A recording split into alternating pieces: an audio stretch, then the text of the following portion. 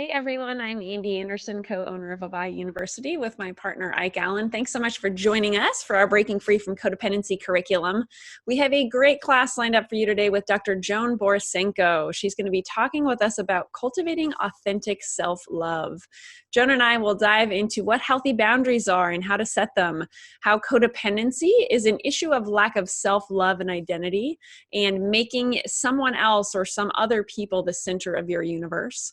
She shares a powerful practice that you can apply to take yourself out of the fear of abandonment and so much more. Enjoy the class, everyone. Hello, everyone. Welcome to AVAIYA's Breaking Free from Codependency curriculum. I'm Andy Anderson. My partner, Ike Allen, and I are teachers, mentors, and the co-owners of AVAIYA University. AVAIYA is the creator of over 1,000 books, films, courses, teachings, and other supportive resources. Thank you, as always, for joining us. Our fellow teacher, Dr. Joan Borysenko, is here to talk with us today about cultivating authentic self-love. For those of you who don't know Joan, she is a respected scientist, a gifted therapist, and unabashed mystic. She brings science, medicine, and spirituality together in the service of healing and peace. She completed both her doctoral and postdoctoral studies at the Harvard Medical School in cancer cell biology and behavioral medicine, returning later in her career as an instructor in medicine. She is the author of a plethora of books on integrative medicine and psychology, spirituality, and women's studies. And if you've been following us at AVAIYA for any length of time, you know Joan because she's been here many times. She's been in our Believe and Receive event, Healthy Relationships, The Truth About Prosperity, Healthy Aging. So thank you so much for coming back and hanging out with us again, Joan. You're welcome, Andy. Thank you for inviting me. I'm always delighted to be with you because you really do great work. Well, right back at you. Thank you for saying yes. And now we get to talk about another fun topic. So what is your definition of codependency? Boy, the definitions are getting many and a little different from what they used to be. I've always thought that codependency is a strange name anyhow, that leads to confusion. But essentially, it's a disorder of self-love that really comes out in relationships and leads people to tolerate and also enable a variety of difficult behaviors, whether they're addictions or people who could really be achieving more and don't, or people who really need a little help with their mental health, whatever it may be. What happens is that somebody else becomes the focal point of your universe and you lose your own identity. So in the end, I would say codependency is a disorder of identity where it's hard to find our own stable inner sense of self. And we live in the reflection of other people and fear, oh my goodness, unless I control this other person, people are not going to like me. That other person is a bad reflection of me. And yet, although that's kind of the way that it's often defined, I want to say that for a lot of people who get labeled as codependent, they have the most generous heart and they really are wanting the best for other people. And their fear of walking out of a relationship like that may be less a fear of abandonment and more a sense of such compassion for the other person. They don't know what will happen to them.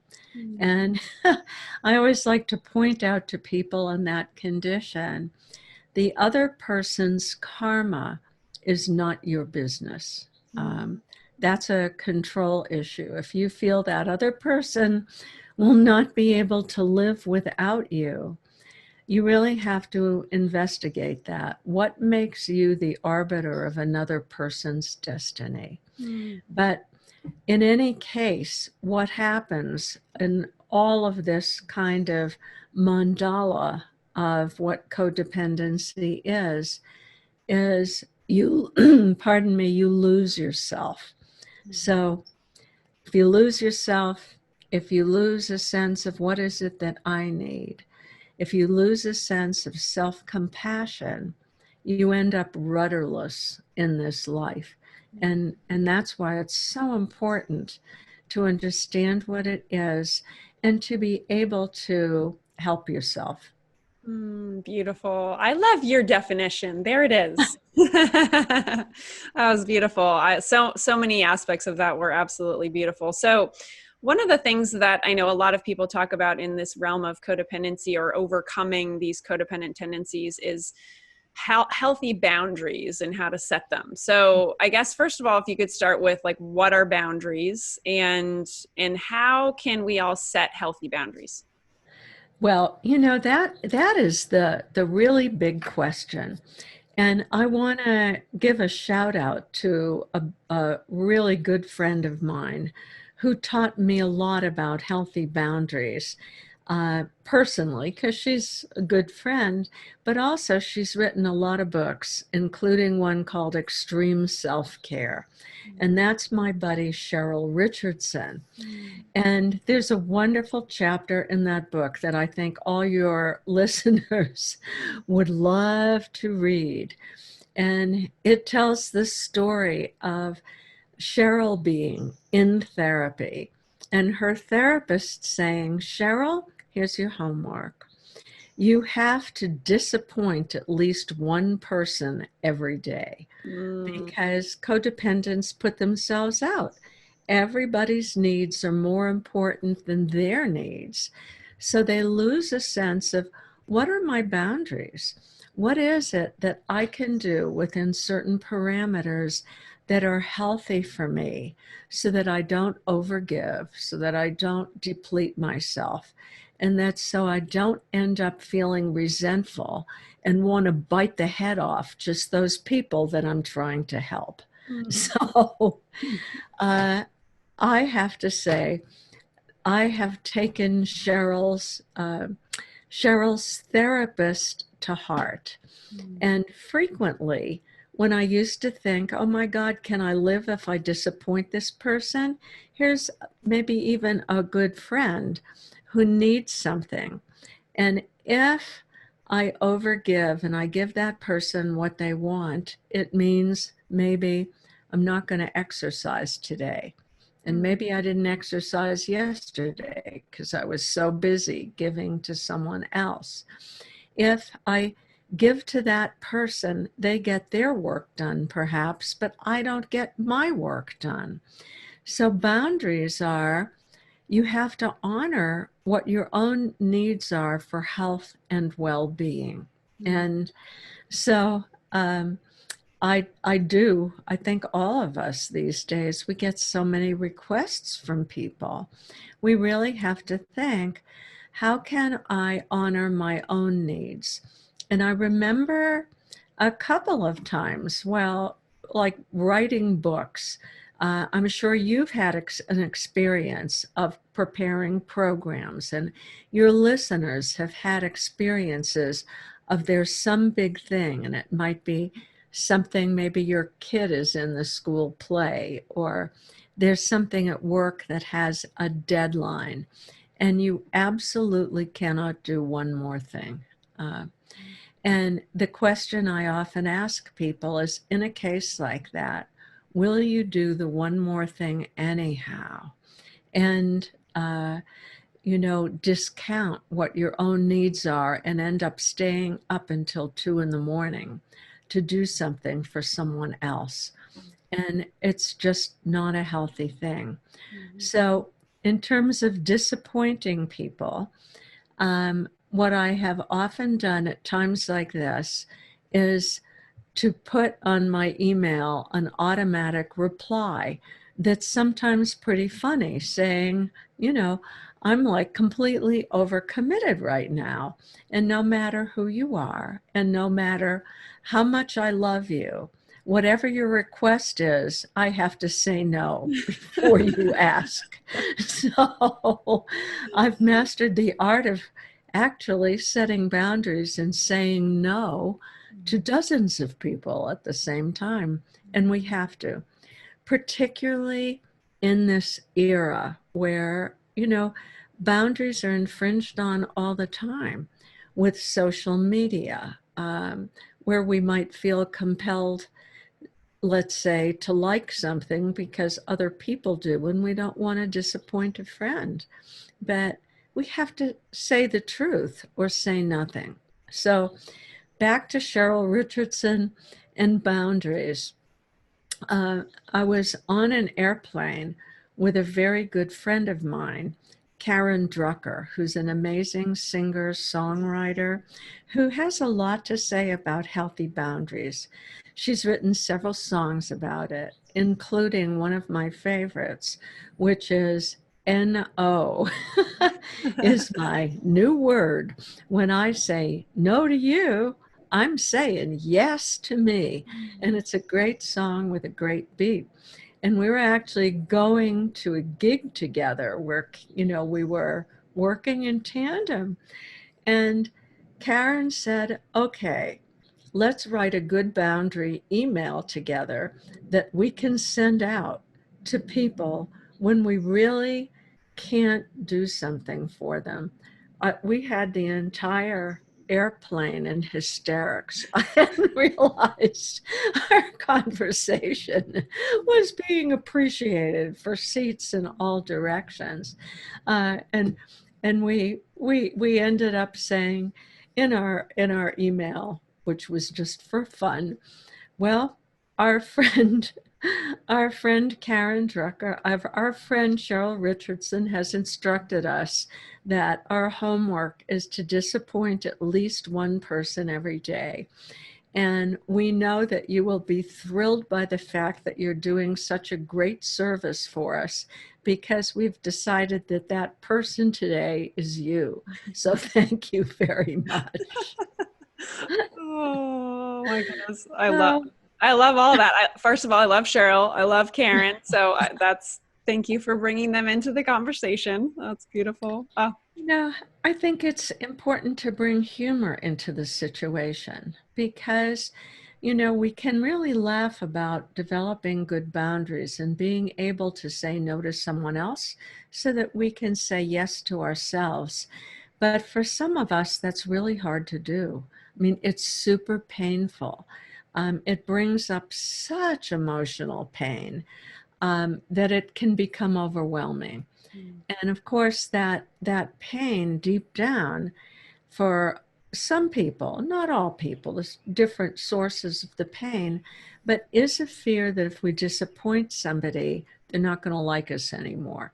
That that person is going to say bad things about us, that in some way are a confirmation of our deepest fears about ourselves, that we're not loving enough, or we're not whatever enough, that we're not enough. And at the basis of all that kind of fear is the fear that all human beings share to some degree. And it's the fear that we will be abandoned. And it's like, this is human beings need other human beings. We need the shelter of each other, and it's biological. And so there is, a biological imperative that's built into our brain and nervous system to make sure that we can keep around us enough people that we feel we're part of the tribe. We're not going to be abandoned on a mountaintop somewhere to be eaten by wolves. It's like a deep survival thing. right. So that it's painful when that fear gets tapped into. So if people watching right now, obviously probably most people can relate to that. I certainly can. So what do we do in those moments of fear of abandonment and, people pleasing and doing all of these things in order to not be abandoned? Like, how can people manage that fear? Well, there are two magic words, I think, two changing habits that are deeply ingrained. One of those words is awareness. You have to catch yourself doing it in order to change it. And the second is the recognition that you have choice, that it's not written in stone. So, awareness and choice. And let's talk a tiny bit about the neurophysiology of awareness and choice. And so, of course, right now, I think we've all been so, interested in neuroscience over the last 10 years or so, and interested in the research that you really can change deeply ingrained patterns of behavior that in turn rely on deeply ingrained neural pathways, that those pathways are not written in stone, that with awareness and choice we can change them. So let me give some really simple tools. Okay, so let's say somebody asks you to do something, or let's say you're in some kind of relationship with someone who's an addict or in some way acting out a behavior that you usually respond to by like enabling, covering up, ignoring, or whatever. The first thing you have to do is actually name what you were experiencing. And so it may be, I'm experiencing, could be a number of things. If you're in a codependent relationship and you're getting that same neural pathway fired up, maybe what you're experiencing is tremendous resentment. That's another indicator of codependency. Just the people that we're trying to help, eventually we feel like they are driving us crazy, and we get irritable and resentful. And, that's a painful way to be. So maybe we would say to ourselves, okay, resentful, seething, angry, whatever it may be. Or let's say somebody has just asked you, a friend, to do something and you can't do it. And what you are feeling is frightened. If I don't do this, they won't like me. So you actually have to be mindful. What is your inner state? How have you reacted to this?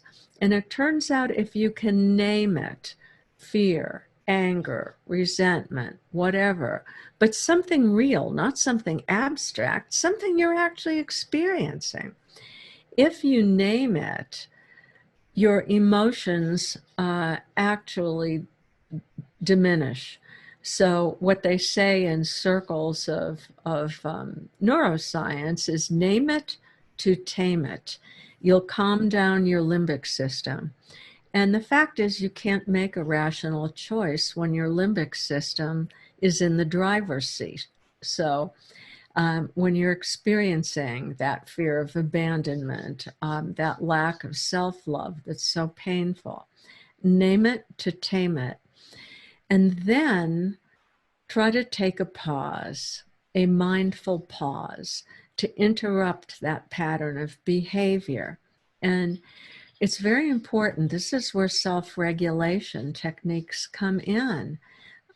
We all need to know, okay, how do I calm myself down? And my favorite way to do that is, I call it gear shift breathing, but pursed lips breathing.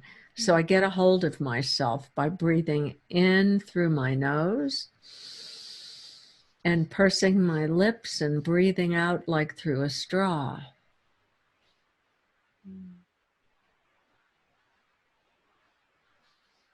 3 or 4 of those actually changes what's going on in the body. It calms us down. It affects the vagus nerve. It affects the brain pathways.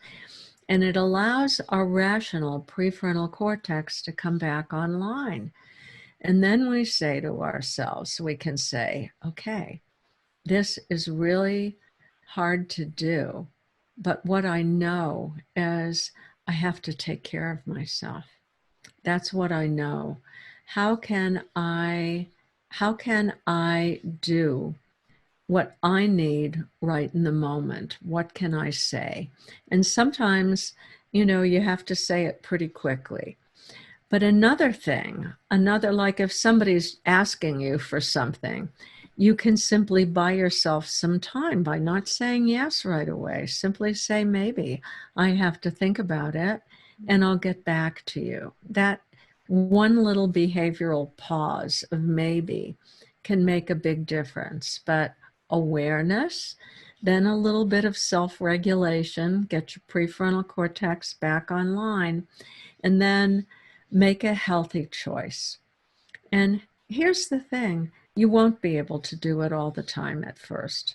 It's a muscle that has to develop, and there are neural pathways that have to develop. And things develop by, making new choices again and again. And, little by little, you can really make some headway with this pattern. So those are a few of the things you can do.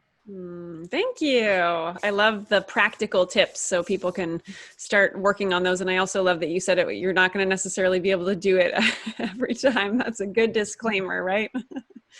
Well, it's important, but then it's very important that you don't end up kicking yourself over not being able to do it. Mm-hmm. And that's where a little more self-compassion comes in, where you think to yourself, okay, what would my very best friend say when I tell her, boy, I've been working on this codependency and I just did the same pattern over again? Well, your best friend would say, how terrific that you've decided to work on this. And these things take time, but I'm so proud of you. So that's really important, that we begin to be able to be our own cheerleader. I love it. So let's kind of in conjunction with that, I want to talk about shame, since shame obviously comes into those scenarios if we tend to beat ourselves up. So what do you think a shame-based personality is, and what does that have to do with codependency? Well, it has everything to do with it, because shame is the most painful of all the emotions, because what shame does is it triggers the deepest fear of abandonment. And everybody knows what shame feels like. It feels terrible. It feels like, oh my God, I wish the earth would open up and just swallow me. I don't want anybody to, to be able to see me anymore. And what comes from that are stories that really pull us in, stories that people ruminate about. And what that leads to is a very difficult brain stage. So let me describe that a little bit further. When somebody who generally has had some kind of traumatic childhood, they've been neglected, they've been over-criticized, they've been raised maybe by a narcissistic parent, and they've never really been seen. So they don't have a very strong identity. And there's this emptiness inside, which is basic and core to the shame-based personality. There's always the fear, I've done something awful. The tribe is going to reject me. And who am I? I'm a nothing. I'm a nobody. I'm worthless. And that's the core of the shame-based personality. And so when you're being accepted, it feels good. But at the least provocation that you haven't done something right, stories start to come into the brain. And I think shame-based people have very, very strong autobiographical narratives about not being good enough.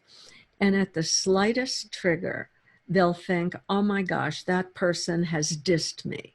And it was nothing. This often happens in people with shame-based personalities. Someone doesn't return an email, they take it personally. Well, you know, we all know how many emails float away and you don't even see them. Or you put an email aside because it's important to you and you want to take time to respond to it, and then you forget it and it floats away. But taking things personally feels so bad, and it gets these stories going. One of the keys to this is, again, awareness, to say, oops, this is not reality. I am not being dissed. This is a story that is a default story. I tell it to myself over and over and over again. Sometimes I think, you know, that story is like the childhood rhyme, nobody loves me, I'm going to go eat worms. Uh, so so you have to say, that's just a story. It is not reality. It is a story. And it's a story that makes me crazy with grief. It's a story that hurts. And once again, you use your self-regulation skills to back up, get a larger perspective. If you're really stuck in a story like that, very basic things help, like lifting your eyes to the horizon to get a larger perspective, because you're stuck in what's called selfing. You're thinking only about I, me, and mine. And that's such a loss of perspective because our world's so much larger than that. So I will say, once again, name the story, self-regulation, back up, get some perspective, and really ask yourself the question, what do I need right now? What is it that helps me regain perspective? And for some people, it's just distraction. It's like, it's a good time to go do your email and divert yourself. Right. The email that floated away, go do it. Yeah, for some people, it's exercise. This is a great moment to like do some yoga postures or get on your exercise bike or go for a walk or a jog or whatever it is. But any of those things that generally make you feel better will put you back in your right mind, will take you out of the hole in your limbic system. The other thing that I think is very, very important is that there's been quite a lot of neuroscientific investigation of rumination, because shame-based people ruminate a lot because they're always worrying about what other people think of them. And there's a whole midline circuit of rumination that extends, you know, from the middle of the forehead kind of back into the brain. And what it does is, that's where your stories live. That's kind of the self-narrative, the self-defeating narrative that repeats network. And you've got another network that's more lateral, which kicks in when you're mindful, when you're curious, you know, when your story stops.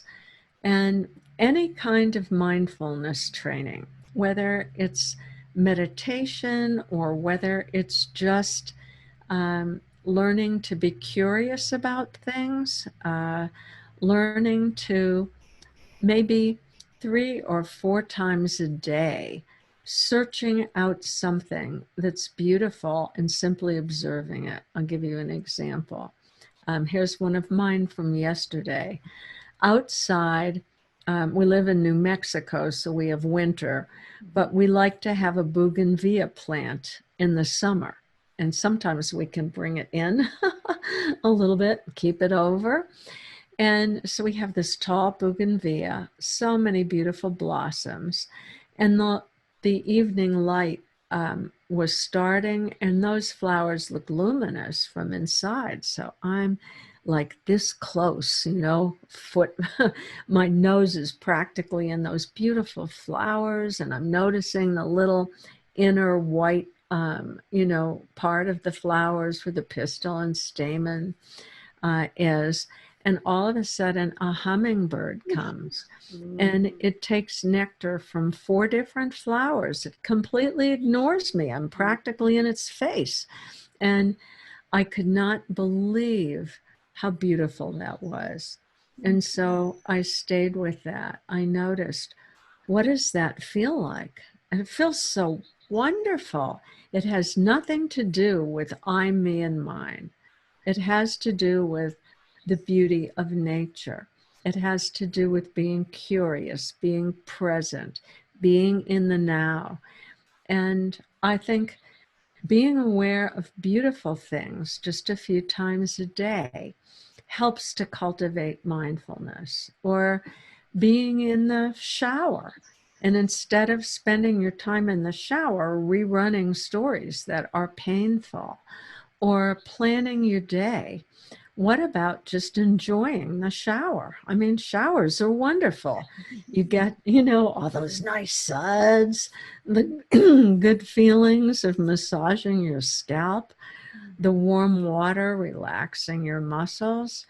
Any kind of mindfulness training actually stops this. It's called the default mode network, that storytelling network of I, me, and mine.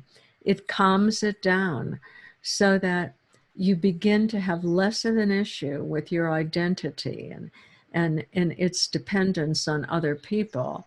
And you begin to develop a more stable inner self of, it's all okay. Here I am, even if somebody doesn't like me. Oh, well. Beautiful. Takes time, though. Thank you. Oh, I love the hummingbird story. That is so beautiful. I got the chills just experiencing that, re-experiencing that with you. That was so beautiful. I like experiencing it too. See, good moments like that. Keep living. Awesome. Thank you so much, Joan. I want to make sure that you have a chance to talk about a free gift you have for everyone as well. Oh, yes. There's a button below so everyone can click on it. So what do you have for everybody? Well, I have stories, just like you liked the hummingbird story. What I think is that there are 2 kinds of stories: the stories we make up that make our world smaller, and inspiring stories that take up residence in us and make our world larger and more loving. And so I put together something, I call it the Chapel of the Heart.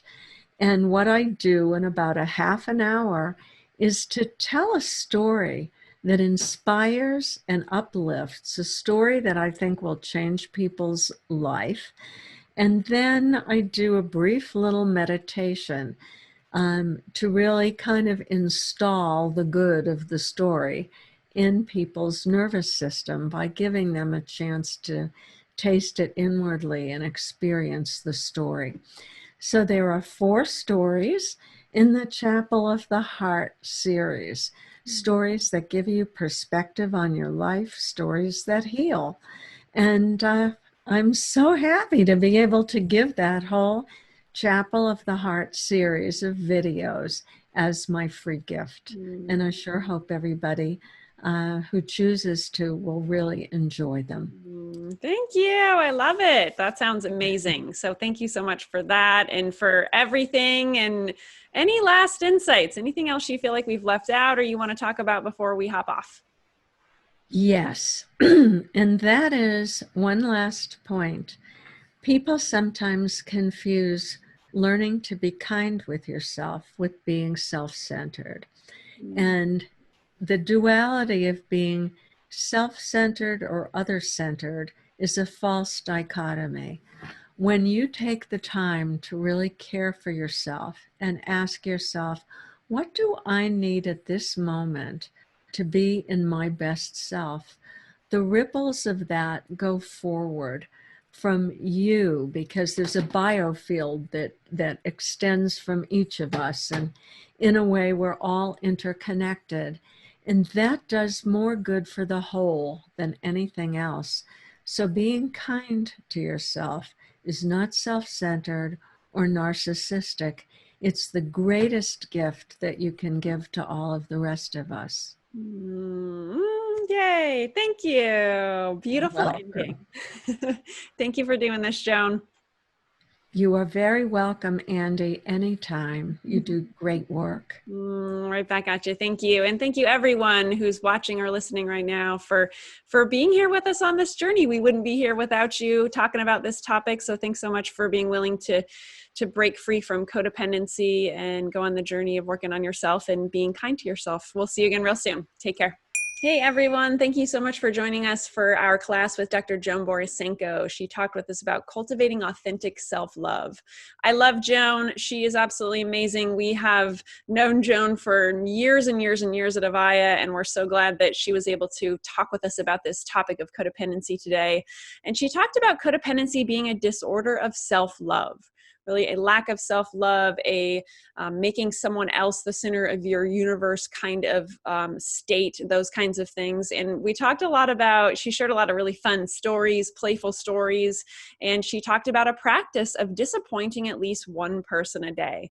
I thought this was very powerful. She related this back to her friend Cheryl Richardson, and this is a very powerful practice. Think about it. If you make a point to disappoint at least one person a day, what would your life be like? It might be uncomfortable at first, especially if you're someone who is a people pleaser, which I can totally relate to personally.